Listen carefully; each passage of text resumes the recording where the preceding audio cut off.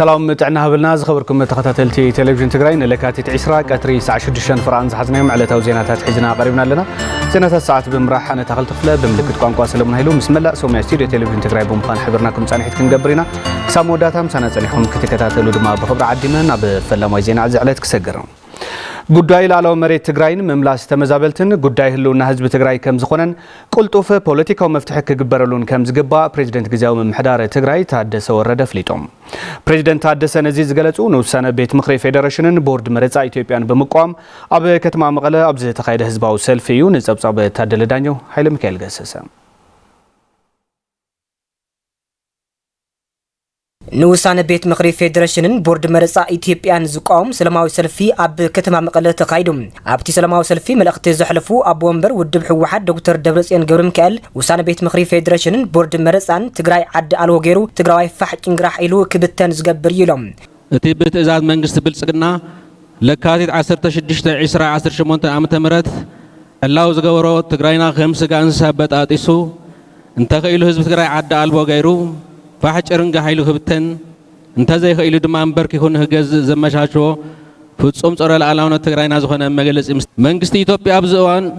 እከይ አዋጅኑ ሳይዳው ዕላው ዝገበረሉ ምኽንያት ኣብ ዝሓለፉ 3 ዓመታት እና 4 ወርሕን ህዝቢ ትግራይ ካብ ገጽ ምድሪ ጠፊኡ ራህ ክርከበሎ ዝብል ቀንዲ ዕላሙ ተግባራውን አላይ ናይ ጥፋት ምድላው ገይሩ ህዝብና ብሰላሕታው ጽንተት አዳኺሙ ነዳዲ በጀት حاجز أخلي كالكيلو أنا وسنت تجري زاكو زمنا وقعدت مسارح كوينا زتعاتق شو سراويتو دم كوينات مولع زحقنا شرحيو حزون بوليتيكاو صقمات كلهم استراتيجيكاو عقمታት ተጠቂምና بسلام መንገድን مفتاح ጻዕሪ ክንገብርና ይኹን እምበር ንሕና ሰላም ስለዝበልና ጥራሕ ሰላም ክመጽእ ስለዘይኽእል ብሓድነት ክንምክት ይግባእ ኢሎም استراتيجيك عقمታት ትግራይና ንሰላም ካብ ዘሎም ጽኑዕ እምነት ቀንዲ ጉዳያት ስምዕ ፕሪቶሪያ ንክትግበር ፖለቲካዊ ጸገም ብዘተን مفتاح ጽዒሮም እዮም حزون من الواحد دخون سبب عدل يركبيلهم سعرهم أيقارصون ون يكون ده أمبر منجستي توبيات عجستي استراتيجيك عامتها تجري كم فرحين تسعرينه تنقصيرو أبتحرت ورد تطلع زبنا بحسوم بهراو عبللا جغرافين ديموغرافين بمغيارن بهراو كبرون مننتو نحديقو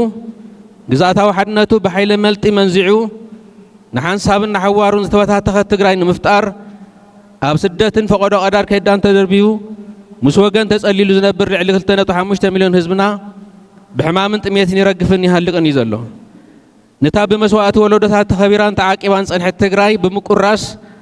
حزب ትግራይ بزي مربت اتريفكار نمبتتان زعل موديت بقالس كلنا خفشل يغبا حزب ትግራይ እዚ ኩሉ ዝተዋደደ شرحን በደልና ተፈጸሞ بتعግስቲ ንሰላማዊ ፍታሕ ዝምህፀን ዘሎ ዋጋ ኹይናትን ሰላምን እንዳዓዳዕዩ ስለዝፈልጥ እዩ إذا مالت جن كم هزبنا سنتين مربطنا ناورارسون سويلو فكر دي مالت هيكونن منجستي إثيوبيا هزب تجرين مبتانن هزبتات تجرين أم حران زمانات النات دميو كنبرون ز علم شرحي أب ملء علم زركب هزب تجرين أم حران نتوسانا زر يزول تقامو ركب كلتي هزبتات زتنا آخرن نسلام زعد من بمخانو تتناخر كقصل دكتور دبرصيون ገብረሚካኤል كألس أويعم إذا كي مجلس بورد مرزا إثيوبيا عند علامة هزبتات تجرين أم حران نزل علمنا تدامين خنورو حزب خلي الأمحرة اللي عيلون أبغون نسلفون حزب تجرين من بركة تعلم شرحي يكون ده أمبر وديت منجست إثيوبيا سلز تردهم بحزب خلي الأمحرة بحبشة بلي أنا أمحرة ما بفلاي سمع زني رغبا حزب أمحرة كم تجمير كياز الله فلا لا ينتهليون بموزة مرد أنز في التحمل بوسانا عالم توديت نابكالي جونسي خم زي تأتو نوزر كايا قوام من تجاور زلها قال سنة خبرنا نقصالون قال ساتنا هركهم تقصل بمتأماني كنتيبا كتما مقلد دكتور رداي برهم السلفي حدنت دك تجراي زتناخرلو بيراوي روحنا نب حد نربلو مريت عدبنا كي قرارس نجورلو يلوم إذا سلفي كم تخالقت السلفوا نخالقت المقعصات زي كونس واقع سلام زبرخ حدنت دك تجراي زتناخر تجارو أبهراوي ربحنا أب حد نربلو بحفشة مريت عدبنا كي قرارس جزاء حدنتنا نبوتو نكملس بهراوي هلوننا نمحاس جبر صاوعتيو زخبر خا حزب كتما مقاله زخبر خا حزب تجراي حزباو ما خطخا بمتنخار كسكونن نزمصو كلهم شرحتات كم تمكنهم دقخا نصات عين طراطر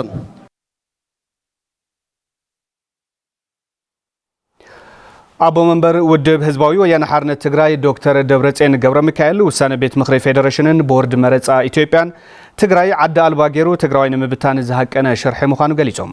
ኩሎም ስትራቴጂካዊ ዓቅምታትና ተጠቂምና በሰላማዊ መንገዲ ንምፍታሕ ጻዕሪ ክንገብሪና ዝበሉ ዶክተር ደብረጽዮን ገብረሚካኤል ይኹን እምበር ንሕና ሰላም ስለዝበልና ጥራሕ ሰላም ክመጽእ ስለዘይኽእል በሓድነት ክንምክት ይግባእ ኢሎም ቀደም ክብላ ዝተኸታተልናዮ መልእኽቲ አቦ መንበር ህዝባዊ ወያነ ሓርነት ትግራይ ዶክተር ደብረጽዮን ገብረሚካኤል ሕዚ ድማ ናብ መልእኽቲ ፖለቲካ ውድባት ትግራይ ክንርኢ ቦርድ መረጻ ኢትዮጵያ በመሰረት ውሳነ ቤት ምክሪ ፌደሬሽን ኢትዮጵያ ኣብ ልዕሊ ሕገ መንግስታዊ ግዛት ትግራይ ዘመሓላለፈ ውሳነ ንውዕሊ ፕሪቶሪያ ዝጠሓሰ ጎንፂ ዘጓህረ ከም ዝኾነ ፖለቲካዊ ውድባት ትግራይ ገሊጾም ኣለዉ ንሳ ተስፋይ ኣዋዲዳቶላ ጉጉይ ውሳነ ቤት ምክሪ ፌደሬሽን ኢትዮጵያ ቦርድ መረጻ ኢትዮጵያን ዓገብ ዝብል ሰልፊ ተቃውሞ ህዝቢ ትግራይ ኣብ መቐለ ስታዲየም ተኻይዱ ኣብቲ ሰልፊ ተቃውሞ ዝተረኸቡ ተወከልቲ ፖለቲካዊ ውድባት ትግራይ ባይቶና ዓባይ ትግራይ ዲሞክራሲያዊ ፓርቲ ዓሲምባን ውድብ ኣክሱማዊ ዋዕላን እቲ ውሳነ ከም ዝቃወምዎ ገሊጾም እዚ ሰልፊ እዚ ናይ ሰላም ሰልፊ እዩ እዚ ሰልፊ እዚ ናይ ውግእ ኣይንደልን ሰልፊ እዩ እዚ ሰልፊ እዚ ውዕልን ሕግን ይከበር ዝብል ሰልፊ እዩ ኣብ ትሕቲ ወረርቲ ዝርከቡ ግዝኣታት ትግራይ ዝኾኑ ከባቢታት ምዕራብን ደቡብን ትግራይ ካብ ክልል ትግራይ ወፃኢ ኮይኖም ንብሕቶም ብቐጥታ ንባይቶ ተወከልቲ ህዝቢ መረጻ ከካይዱ ቤት ምክሪ ፌደሬሽን ኢትዮጵያ ወሲኑ ክብል ሃገራዊ መረጻ ቦርድ ኢትዮጵያ بعلت 16 يكاتيت 2018 عام تمرز زوصኦ መግለጺ ሕገ መንግስቲ ኢትዮጵያን ውዕሊ ፕሪቶሪያን ዝጠሓሰ ውሳነ ስለ ዝኾነ ውድብና ዓሲምባ ዲሞክራሲያዊ ፓርቲ ዓደፓ ብጽኑዕ ይኹንኖ እቲ ውሳነ ሕጋዊ መሰረት ዘይብሉ ግዝያዊ ፖለቲካ ክስዊ ተባሂሉ ፌደራል መንግስቲ ዝወፀ ዝኾነ ውድብና አጥቢቁ ይቃወም መንግስት ፌደራል በጀትን ካልኦት መሰረታዊ ነገራትን በመخلخال እቲ ሰላሕታዊ ጽንተት ከመይ ዝቀጽለሉ በመግላጽ እዚ ውሳነ ወናቱ መቀጽልታ ከመይ ዝኾነ ይሕብሩ ውዕል ፕሪቶሪያ ይኹን ሕገ መንግስቲ እምብለይ ኣይኽብርን በጀት ጠንጠነለይ ኣይህብን ነዳዲ ኣይሰድድን ተፈናቀልቲ ኣይምለሱን ገና ኻለቱን ከፈናቀልየ ብቅጽመይ ዝወረርክዎ 40% መሬትኩም ኣይምልስን ኣብታስ ተረፈት 60% ትግራይውን በሰላም ክትነብሩ ኣይፈቅድን እንደገና ኻላይ ጆኖሳይድ ክፍጽም ኢሉ ይህንደደሎ ኣብ ልዕሊ ትግራይ ሰላሕታዊ ጽንተት ክቅጽል ብምግባር ነዳዲ ከይኣቱ ብምኽልካል ባንክታት ክዕጽው ብምግባር ናይ አየር ትራንስፖርት ብምዕጻው ማህያ ሰራሕተኛታት መንግስቲ ከይኽፈል ብምግባር ኣብ ተፈላለዩ ወሰናት ትግራይ ሰራዊት ብምጽጋዕ ኣብ ልዕሊ ህዝቢ ትግራይ ታሪክ ይቅረ ዘይብሎ ገበን ይፍጽመሎ ስለዚ ይብሉቶም ውድባት እዚ ውሳነ ውዕሊ ፕሪቶሪያ ዝጥሕስን ጎንጽ ዘጓሃርን ብምዃኑ ዝምልከቱ አካል ዳግም ክሪኦ ይግባእ ክብሉ ገሊጾም ببورد مرጻ ኢትዮጵያ ዝወፀ መግለጺ ሕገ መንግስታዊ ጸረ ውዕሊ ፕሪቶሪያ ግዝኣታዊ ሓድነት ትግራይ ናብ ዋጋ ዕዳጋ ዘቕርብን ጎንጽ ዘጓህርን እዩ እቲ ውሳነ ታሪካዊ ሕገ መንግስታዊ ስሕተት ስለ ዝኾነ ብህጹጽ ተኣሪሙ ንህዝቢ ትግራይ ይቅርታ ብምሕታት ዕላዊ መግለጺ ቤት ምክሪ ፌደሬሽን ክወሃብ ይግባእ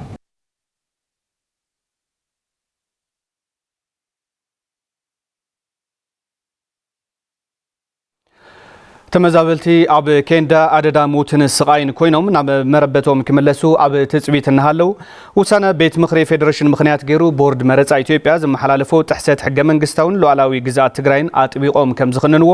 ኣብ ከተማ ሽረ እንዳስላሴ ዝተዓቀቡ ተመዛበልቲ ኣብ ዘካየድዎ ሰላማዊ ሰልፊ ገሊጾም ገብረመድህን ተወልደ መድህን ከም ስዕብ ዳልይዎሎ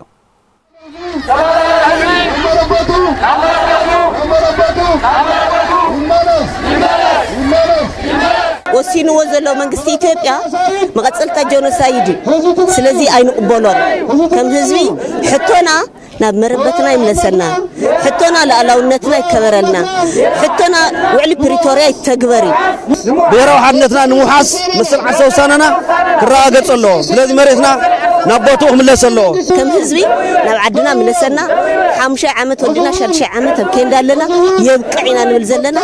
ውሳኑ ዝወሰነ ግን ኣይንቅበልን ኢና ንብል ስለዚ ንሕና ከዓ ኣይቁረስን ኣይጠፍእን ስለዚ ናብ ቦታኡ ይመለስ ንሕና ናብ ቦታና ንመለስ ስለዚ ኣይንቅበሎን እዩ መንግስቲ ኢትዮጵያ ዝወሰነ ውሳነ ኣይንቅበሎን መንግስቲ ፌደራል መንግስቲ ዝወሰነ ውሳነ ኣይንቅበሎን ኢና ኣይንቅበሎን መሬት ትግራይ ኣይቁረጽን ኣይቆራረጽን ንሕና እንዳለና መሬትና ይቁረጽን ብስሩ ሰላምና እንደሊ ሰላም ምርጫና ስለዚ ሰላም ህዝቡን ውሳኔ መንግስቲ ኢትዮጵያ ምቁዋም ማለት ንሕና ክሳብ ሕዚ 5 ዓመት ተቀጥልና እዚ ደማላላው መሬትና بسلامن ترى تفتحنا كوجه ودما كابكنا نروح ربح سلذنا أزول ناونو تموليس منجستو تبيا بالا مرتنا رجعنا تمزاول نبوتو كملس إنا تحيون سلام سلوت إنا زلنا ملك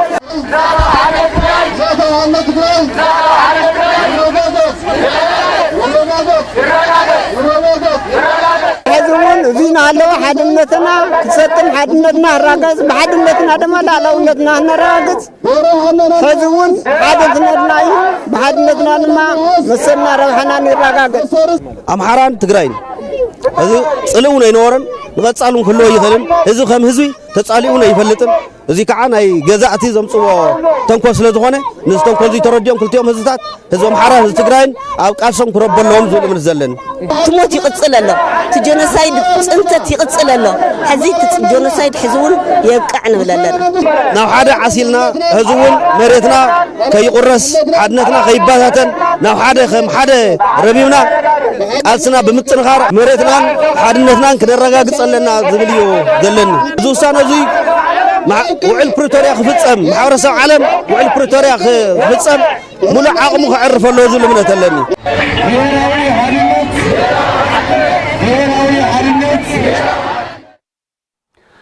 زخبركم تملكتنا حزدما ناب ملأختي بريزيدنت جزاو ممحدار تجراي تعدس ورده كوسدكم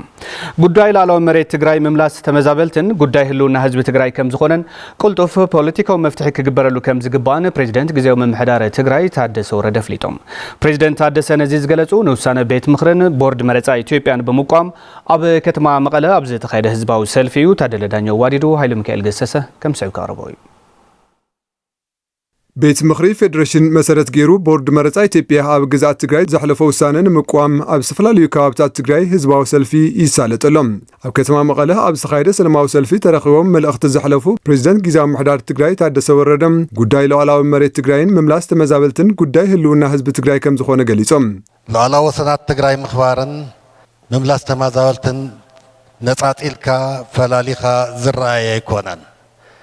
ክልቲኡ ናይ ዝሓለፈ ጄኖሳይዳዊ ኩናት ምኽንያቱ ነይነበረን ኩናት ዝወለዶም ሳዕቤናት ምቑራስ ሉዓላዊ ወሰናትናን ምዝባል ህዝብናን ናብ ኑር ክምለስ ከክንዲ ናብ ኑር ምምላስ ዝተፈላለዩ ኣብ ዝሓለፉ 3 ዓመታት ብዝተፈላለዩ ምኽንያታት እናተዋሳሰቡ ፀኒሖም እዮም ውፅኢቱ ርኢና ኣለና ሕጂ እውን حدش تمازالت كابس اللمتي ملاس جميرة ملو تماليسنا كنري خلنا نايت اللمتي موديل حيز كانت شجر كتفتح مفتان فتصم زي كالبخاني حقاوي ግዛት ትግራይ በቤት ምኽሪ ፌደሬሽን ቦርድ መረፃን ውሳነ ክመሓላለፎ ፍጹም ጌጋ እዩ ዝበሉ ፕሬዝዳንት ታደሰ ወረደ መውሓስ ግዛታዊ ትግራይን መምላስ ተመዛበልትን ቁልጡፍ ፖለቲካዊ መፍትሒ ከም ዝጠልብ ድማ አገንዚቦም ዚያት ኻሊ መልክዕ ንምትሓዝን ዝተፈላለዩ ምኽንያታት ናቀረቡ ፀኒሖም እዮም ቤት ምኽሪ ፌደሬሽን ዘሕለፈ ውሳነ ኣሎ ከምኡውን መረፃ ቦርድ ኢትዮጵያ ተመሳሳሊ ንሱ መሰረት ገይሩ ዘሕለፈ ውሳነ ኣሎ እዚ ሕቶ እዚ ሕጋዊ ናይ ሕጊ ጉዳይ እውን ኣይኮነን ናይ ቤት ምኽሪ ፌደሬሽን ጉዳይ እውን ኣይኮነን ናይ ምርጫ ጉዳይ እውን ኣይኮነን ናይ መረፃ ቦርድ ጉዳይ እውን ኣይኮነን ትሕቶ ፖለቲካዊ ውፅኢት ኩናት እቲ መፍትሒ ድማ ከይፍጠር ንምግባር ዝኽእል ፖለቲካዊ ፍታሕ ምግባር እዩ ፃዕርታት ብሰላምን ብፖለቲካውን ጉዳይ ዝፍትሐሉ መገዲ ኩሉ ፃዕርታት ተጠቒምና ኩሉ ዓይነት ቃልሲ ተጠቒምና ትሽግር ብሰላም ዝፍትሐሉ መገዲ ክንደሊ ይግባእ ዘለው ጸገማት በወገን ህዝብን መንግስትን ትግራይ በሰላማዊ ዘተ ማዕለቢ ክረክብ ኩሉ ጻዕርታት ይገብረሎ ዝበሉ ፕሬዝዳንት ታደሰ ወረደ መንግስት ፌደራል ዘርእዮ ዘሎ ሉዓላዊ መሬት ትግራይ ምጥሓስን ናይ ሓይሊ ምንቅስቃስን ጠጠው ከብል ኣተሓሳሲቦም ሓደገኛ ዝኾነ ውሳነ ከምርሕ እንተኽኢሉ ድማ ኩናት ቅድሚ ጅማሩ ክትከላኸሎ ብዙሕ ኣማራፅታት ኣለካ ኩሉ ጻዕሪ ክግበረሎ ሓንሳብ ምስ ተጀመረ ግን ደው ክተብሎ ብጣዕሚ ከቢድ እቲ ኣብ ከባቢና ዘሎ ናይ ሓይሊ ምትእኽኻብ ናብ ኩናት ንምስጋር ንምውሳን ዝግበር ዘሎ ምድላው ቁሩብ ቀልቢ ገዚእኻ ምርኣይ ዘድልዮን ሕዚ እንተኾነ ብሕታዊ ኣማራፂኡ ሰላማውን ፖለቲካውን መገዲ ጥራሕ ምዃኑ ምባል ተገንዚብካ ምባል የድሊ ኣብ ዝኾነ ኩርና ዓለም ዝርከብ ትግራዋይ ኣብ ጉዳይ ሉዓላውነትን መንነትን ህዝቢ ትግራይ ዝገብሮ ዝተወደበ ቃልሲ ኣጠናኺሩ ክቕፅለሉ ድማ ፕሬዝዳንት ታደሰ ወረደ መልእኽቲ ኣሕሊፎም ትግራይ ኣብ ቤት ምክሪ ፌደሬሽን ኣብ ዘይተወከለትሉ ብቦርድ መረፃ ኢትዮጵያ ዝተዋሃበ ውሳነ ብምቋም ጊዜያዊ ምምሕዳር ትግራይ ኣብ ዘይቆፃፀረን ምምሕዳራት ትግራይ ሰልፊ ተቃውሞ ሎሙዓንቲ ለካቲት 20 2018 ዓ.ም ይካየድ እዩ ዘሎ ምስላዊ ዜና እቲ ህዝባዊ ሰልፊ ተዓዚብና ንመለስ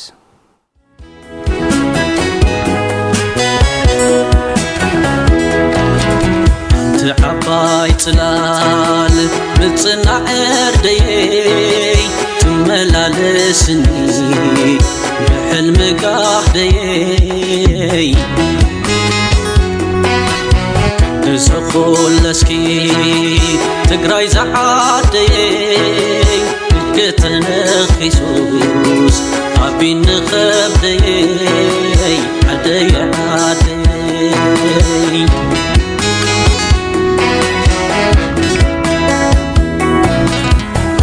ዓባይ ጽላል ብጽናዕ እርደየይ ትመላለስኒ ብሕልሚ ጋህደየይ ንዝኹለስኪ ትግራይ ዝዓደየይ ኢድክተነኺሱስ ኣቢን ንኸብደየይ ዓደይ ምእንተ ሰላም ተባሂሉ ኣሕሊፍካ ዝውሃብ ግዝኣት የለን ክብሉ ተሳተፍቲ ሰላማዊ ሰልፊ ከተማ መቐለ ገሊጾም ህዝቢ ትግራይ ፍትሓውነትን ተቐባልነትን ዘለዎ ምእንተ ህልውኑ ዝገብሮ ዘሎ ሰልፊ ምዃኑ ድማ ክፍለጥ ይግባእ ኢሎም ኣለው ተስፋይ ታደሰ ከም ሰው ካረቦ እዩ መንግስቲ ኢትዮጵያ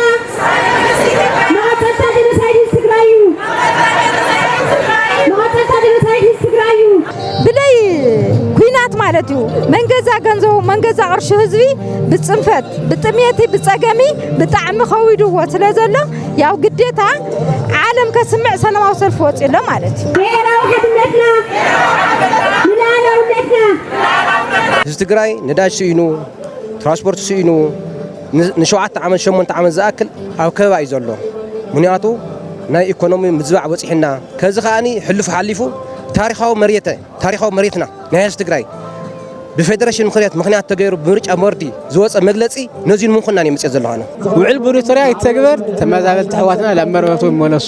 እዚኣ ሕቶ ትግራይ ሕዚ እውን ዓድና መሬትና ብሰላም ንኽፍታሕ ብሰላም መሬትና ንኽርክበና ብሰላማዊ ሰልፊ ንምግላፅ ኢና መፂና ዘለና ጀኖሳይዳዊ ክራት ንምንግዕ ሓድነት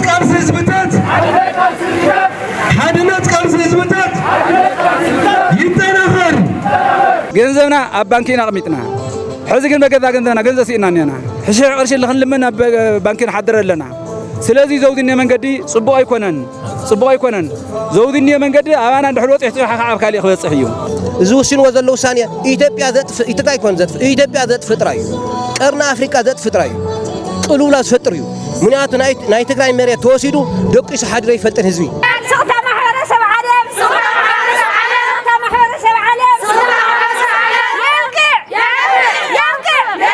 نحن 5 عامات ملو محبرسب عالم تسفى غيرنا سقاف هذا السقع زي ملسنا كن يا بقالتنا بسرنا خنملس مريتنا منكس إثيوبيا هذه لب غيرو مريتنا بعشقة كملسنا إلى عندنا تسلام تجنّا يخون نقول يتلصبل لمبه لعدو حلفه يهبي حلاو عدو حلاو هزو حلاو عرمو يهزو تقرأ مسك على تزوتات نخبأس مس حزب محارة يقول مس حزب خالوتات نخواج الناس جورز اللي سرح قلنا إحنا عين قبلا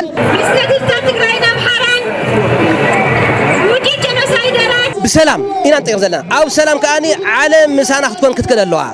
نحن ناس بيندلي ناتنا عسى يوصلنا زنبرنا يتكلمات أفتح زنبرتا أي تقرر أي تشرف مسي وكم من أنتي لكن نحن مرجع نقبر حق خفرس لكن حزب عالم سق باليولن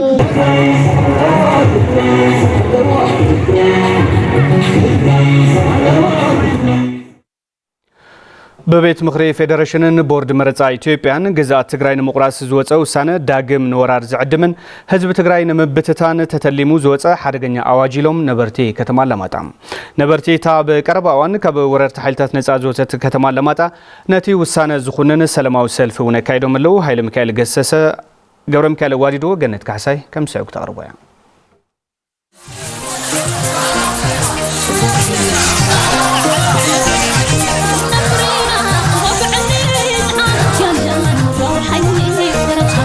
ኣብ ዞባ ደቡብ ትግራይ ከተማ አላማጣ አንጻር ውሳነ ምርጫ ቦርድ ኢትዮጵያ ዘቕንዐ ሰላማዊ ሰልፊ ተኻይዱ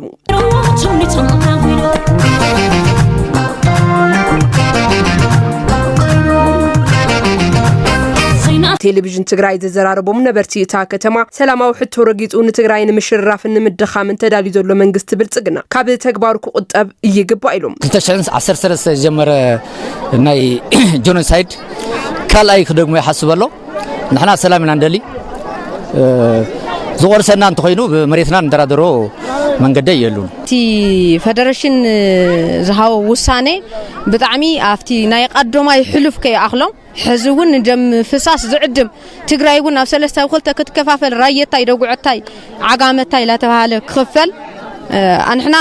رينا يدين فل تاركنا رينا مالتي. ويان كحسن الناس قبّا زنبرة دحروا إلي برفريا زقبّا إننا مبتنا كملسنا إننا خالص كم حدش لا خال أي جونسايد مخادس عز أيها في صراحة وك الرمز اللوي. بحجة من قصة دنجيجوز تخلل كل ساعة زخونة تقرأي مخانوس لازم فلت يا حد ذكر آخر نجار يبلنا من نتنا محتاج داقم تورنة الملعلة زي خوينو. حزي ذكر آخر نجاربزي يلن. حزبي كتمار لمات أنا ما نتحطه يبلون زبالو توم نبرتي زقرة مريت خوانة زشوت من النت أيهلون لهم. وعلى بريتوريا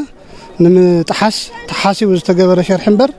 نحنا أبزي ذكر آخر نجار من نتنا زحدك زقرة مريت من النجارس يبلنان. راية تاي تجرا وتاي تناجر تجريني لازم أم حرنياس إذن اللي خير سمع سوي لي راية تاي تقول راية تاي تفلت أم حرنيا أزرو أي زاربن. تزاروا أم حرنيا أي خونة تجرا ويو. وزي بسرو مريت تجري قاب در زاتو يكونن. أب حاجة من قصتي زلوا مريت تجري من أبدر درزاتو يكونن بك حصر مرسيازي حتو سلامي زبلو توم نبرتي محبرسب عالمن أدرادرتن وعلي بريتوريا كتكبر كسرحو تصويعهم محبرسب عالم وعلي بريتوريا مولو بمولو اختبار اللو مولو من كي تشرارفه مولو بمولو بتحقق من قصتي مسارات مولو بمولو بتكبر اللو إلى نبل غني ليش دافتا وعلي زنبرتنا مجمرة حزونا قروالا ناو طورنت كي اتنا دافتا سلام من قد السلام زهانصنا ينحنا كتعتي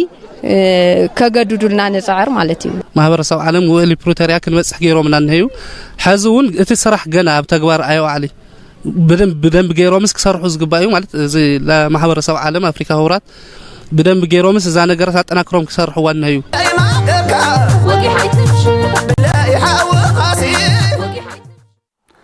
زخبركم تملكتنا زينات تلفزيون تግራይ ቀትሪ ሰዓት 6 ፍራን ነዞም ክሳብ ሕዚ ክትከታተሉም ጽናሕኩም ይመስሉ ነይሮም መምራጽኩም ስለ ተከታተሉና ድማ ክብረት ያብልና በብዘለኹም ብሩህ መዓልቲ